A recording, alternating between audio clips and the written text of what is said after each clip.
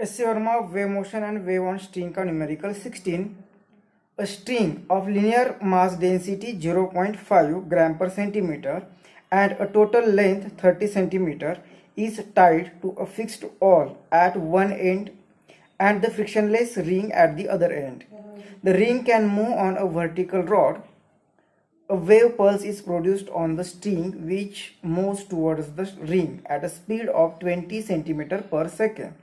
The pulse is symmetric about its maximum, which is located at a distance of 20 centimeter from the end joined to the ring.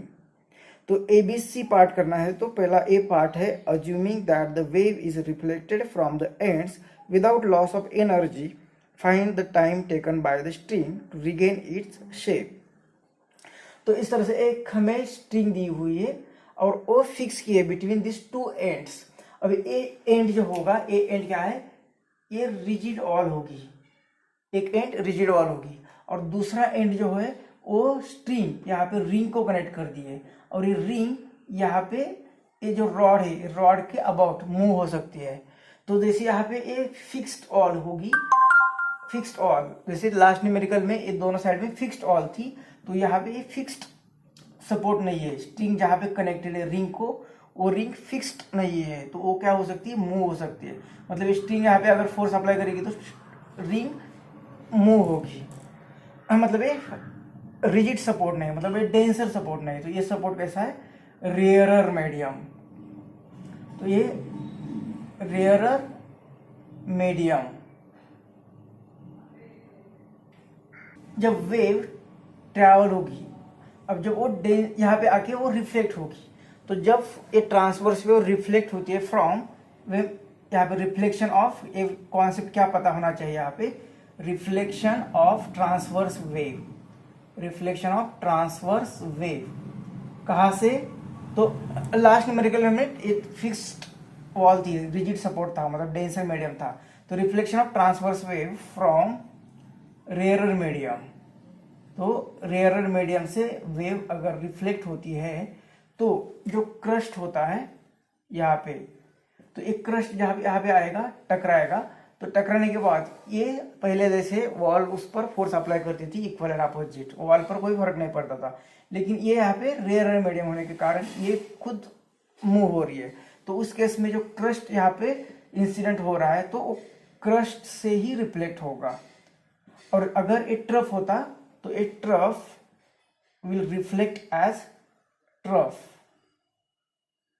तो reflection of transverse wave from rare medium, crest will reflect as crest and trough will reflect as trough. तो यहाँ पे trough आ रहा है तो यहाँ पे reflect होगा ट्रफ ही. तो ये वेव कैसे ट्रैवल होगी, फिर से वापस यहाँ पे आएगी, फिर यहाँ से ही ऐसी और इस डायरेक्शन में चलेगी और ये यहाँ पे आएगी और ये फिर यहाँ पे आएगी. तो हमें क्वेश्चन पूछा है कि वेन ये शेप रिगेन होगा, ये शेप फिर से रिगेन कब होगा.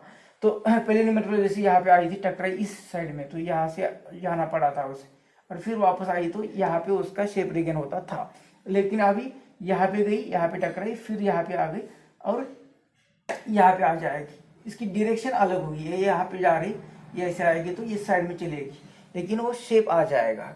कब, ये यहाँ से गई यहाँ पे और यहाँ पे वापस आ गई. मतलब ये यहाँ से इतना, इसका डिस्टेंस दिया है हमें 20 सेंटीमीटर और ये फिर वापस 20 सेंटीमीटर. मतलब कितने डिस्टेंस ट्रैवल करने के बाद वो रिगेन करेगी शेप, ये 20 + 20 मतलब 40 सेंटीमीटर जब वो ट्रैवल करेगी तब उसका शेप फिर से वही आ रहा है.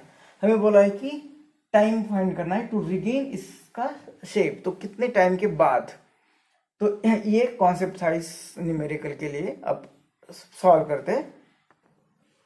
तो टाइम फाइंड करना है, तो टाइम क्या होता है, डिस्टेंस ट्रैवल्ड अपॉन वेलोसिटी.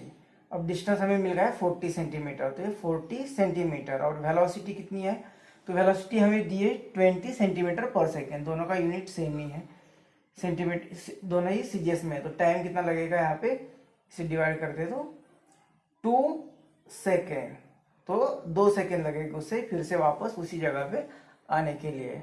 तो ए पार्ट था. बी पार्ट में कहा है कि the shape of the string changes periodically with time, find this time period. तो इसका शेप जो होगा वो पीरियोडिकली चेंज हो रहा है, मतलब ये वेव आगे जा रही है लेकिन ये स्ट्रिंग ऊपर नीचे वाइब्रेट होगी, तो उसका शेप पीरियोडिकली चेंज हो रहा है। और वो हमें टाइम पीरियड फाइंड करना है। तो टाइम पीरियड क्या होता है? टाइम पीरियड का पहला डेफिनेशन क्या होती है? Time required to complete one cycle. Time period मतलब क्या? Time required to complete one cycle. अब ये वन साइकिल जो होगी, मतलब यहाँ का पार्टिकल ऊपर चला जाएगा, फिर मीन पोजीशन, फिर एक्सट्रीम, फिर मीन पोजीशन, इतना टाइम जो लगेगा वही टाइम इस वेव को यहाँ पे जाके टकराएगी, फिर वापस ये यहाँ पे आ जाएगी, यहाँ पे टकराएगी, फिर वापस यहाँ पे, क्योंकि यहाँ पे जाके टकराएगी वापस यहाँ पे आएगी, तो उसकी डायरेक्शन अलग अलग है, तो एक साइकिल कंप्लीट नहीं हो रही, ये यहाँ पे आके फिर टकराएगी, तो ये रिजिड सपोर्ट है, फिर वो वापस यहाँ पे आने वाली है। तो कितना डिस्टेंस ट्रैवल करेगी? Time required to complete one cycle. तो डिस्टेंस कितना ट्रैवल हो रहा है?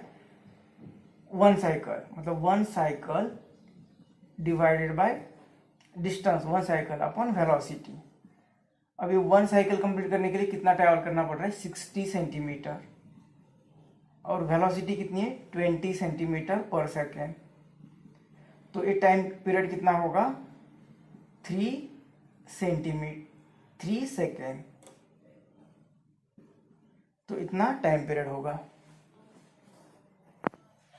तो टाइम पीरियड मतलब कि ये जो स्ट्रिंग के पार्टिकल हो गए, उस पार्टिकल को फिर से यहाँ पे जाने के लिए और वापस एक कंप्लीट साइकिल, मतलब mean to extreme, extreme to फिर मीन पोजीशन आने के लिए कितना टाइम लगेगा, वो होगा टाइम पीरियड। तो वो टाइम पीरियड कितना लगेगा? 3 सेकेंड। सी पार्ट में कहा है कि what is the tension in the string. तो टेंशन, इस वेव मोशन में टेंशन कौन से फॉर्मूला में आता है? तो वेलोसिटी, वेव की जो वेलोसिटी होती है वो under root tension upon mu. ये म्यू क्या होता है? म्यू होता है मास पर यूनिट लेंथ। हमें फिर टेंशन फाइंड करना है, मतलब एक स्क्वायर रूट के अंदर की जो टर्म है वो हमें पूछी है, तो उसका स्क्वायर करते हैं। तो ये v square is equal to यहाँ पे टी अपॉन म्यू आ जाएगा। तो ये टेंशन इज इक्वल टू क्या आएगा? ये म्यू यहाँ पे मल्टीप्लाई होगा और ये वी स्क्वायर, तो ये म्यू की वैल्यू दी है, तो टी, म्यू की वैल्यू कितनी दी है? 0.5, लेकिन वो ग्राम पर सेंटीमीटर है। केजी में करना है तो 10⁻³ से मल्टीप्लाई करना पड़ेगा, तो ये केजी, और सेंटीमीटर का मीटर में करना है तो 10⁻² इंटू वी स्क्वायर, और ये वी कितना दिया है? 20 सेंटीमीटर, मतलब 20 का भी मीटर में करना है तो 10⁻², और वो स्क्वायर है यहाँ पे वी स्क्वायर, तो इसका स्क्वायर 20 इंटू 10⁻²। तो ये कितना आ जाएगा यहाँ पे? ये हो गया, इस जीरो के लिए इसका डेसिमल चला गया, और 2 इंटू 4, 4 इंटू 5 20, अब इसका एक जीरो, मतलब 200, और ये 10⁻³ और ये 10⁻³ और ये 10⁻²। अब ये 10⁻² और 10⁻², मतलब ये टेंशन कितना आ जाएगा? टी मिल रहा है हमें 2 इंटू 10⁻³, 2 इंटू 10, टेंशन मिल रहा है 2 इंटू 10⁻³ इसका यूनिट हमने एमकेएस में ले लिया तो न्यूटन।